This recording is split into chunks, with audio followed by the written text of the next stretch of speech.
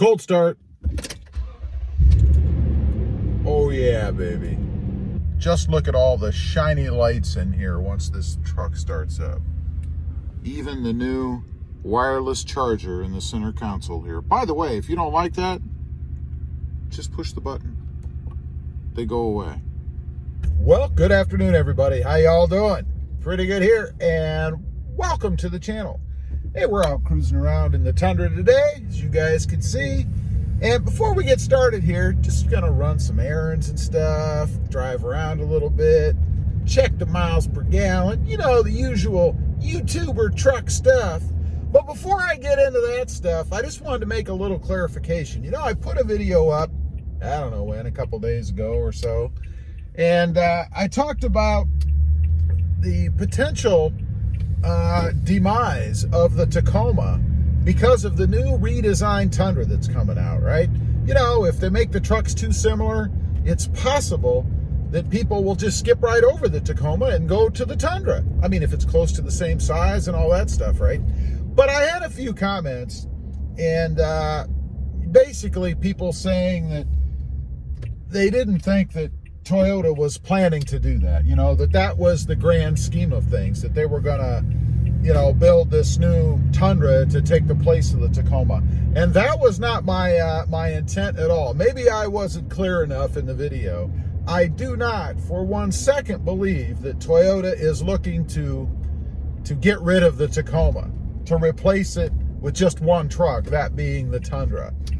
My point is that I think if they're not careful and they don't pay attention to how they design this new Tundra, if it's too close to the existing Tacoma, then it could be an unanticipated consequence of the new Tundra. In other words, they'd build something that's so similar that people wouldn't even look at the Tacoma, you know, that it would be too close. That was my point. I don't think that Toyota is trying to get rid of the Tacoma by any means. I mean, why would they? It's the #1 selling mid-size truck. They got to be making a fortune off of the Tacoma, so there's no way they're going to get rid of it. But again, if they're not careful, they might build a Tundra that's too close, and it could be an unanticipated consequence. Hopefully not. I'm sure they probably are more in tune than I'm giving them credit for. Anyway, we're out cruising today in the Tundra. As I said, it's 75 degrees. We'll call it mostly sunny, partly cloudy. I don't know, whatever you want to call it. Let's take a quick check. Let's see. What are we getting miles per gallon wise on this truck right now? Right now, right out of the gate. 14 miles per gallon. 14 miles per gallon tank average, dead flat right now. And I've been on this tank for a quarter tank. So it's not like I just filled up and pulled out of the gas station or anything. Although I did just leave the house here a little bit ago. So 14 miles per gallon. Isn't it going to be awesome when this new Tundra comes out and it's getting 30 miles per gallon? I'd be getting 26 miles per gallon more than I am right now. That'd be awesome. And the other thing I've noticed, one thing I want to mention about this truck, this is the double cab. It has the smaller gas tank. You know, when I had the Crewmax, I had I think it was a 36-gallon tank, something like that. I have to go to the gas station a heck of a lot more now than I ever did before. So, I don't know.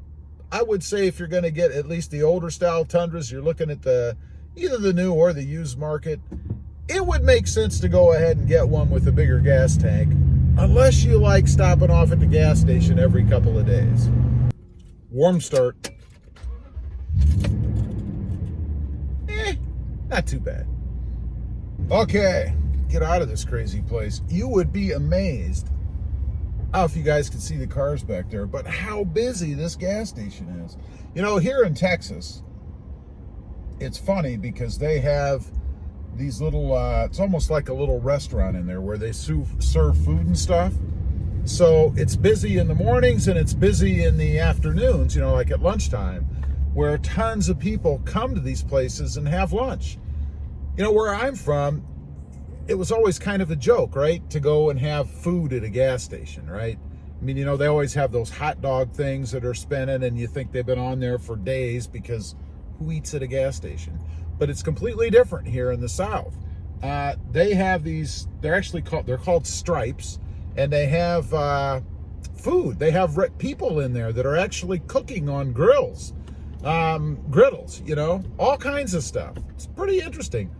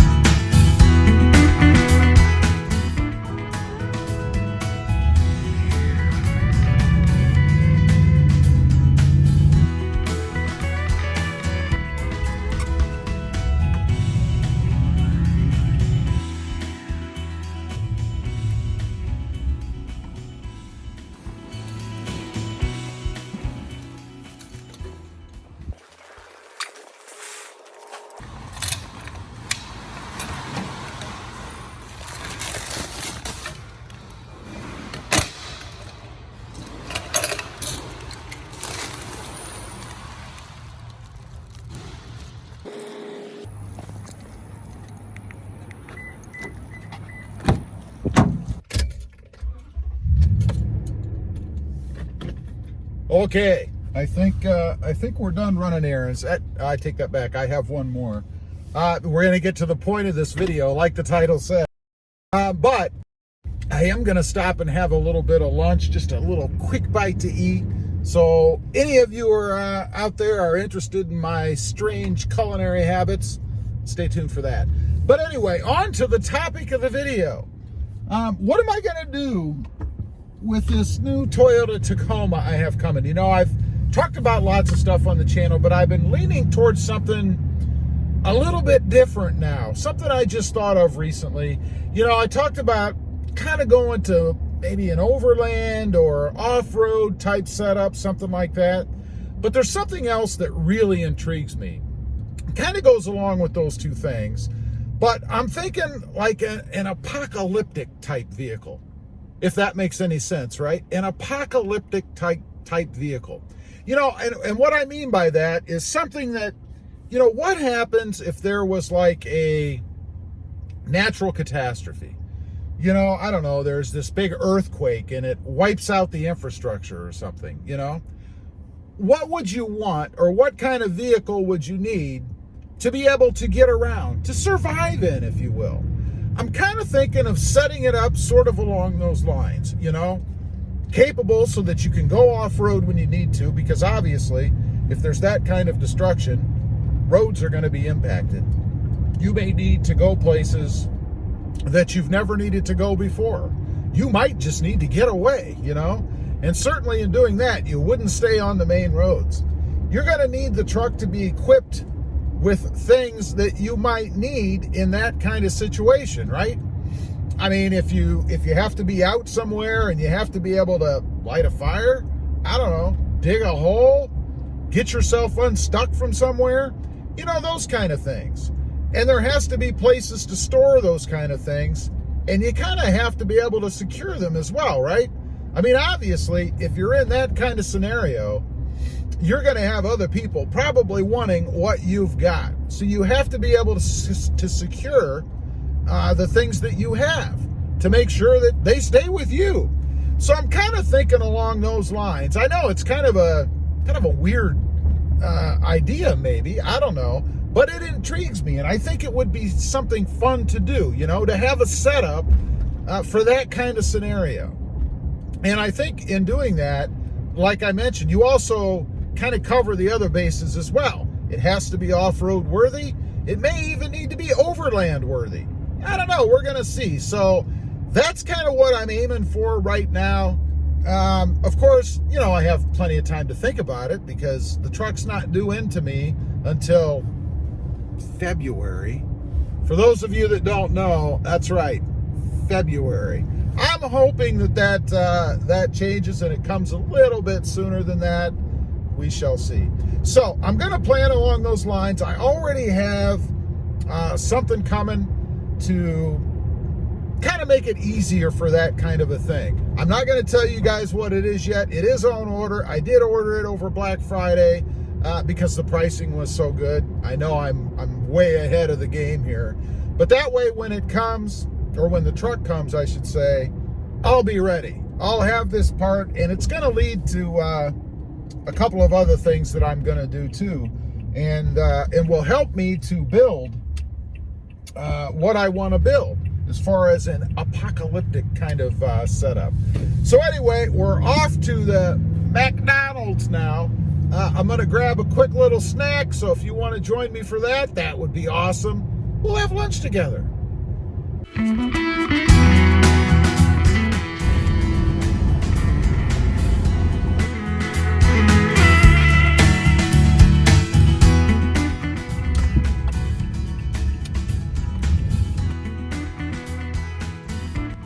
How come announcement for today?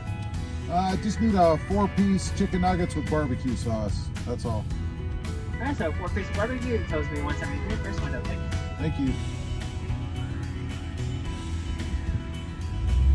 Oh, that's a cheap lunch. $1.73. Yep. Thank you. Okay, the final part of the video, lunch. Now, I know you guys think I eat a little bit strange. Oh, by the way, down here in the South, they give you a little baggie with your stuff in it. Never had that before until we came down here to Texas. Anyway, what we've got here, let's see. We have some 4-piece nuggets. Now, before I eat, I want to tell you that McDonald's is the YouTube killer.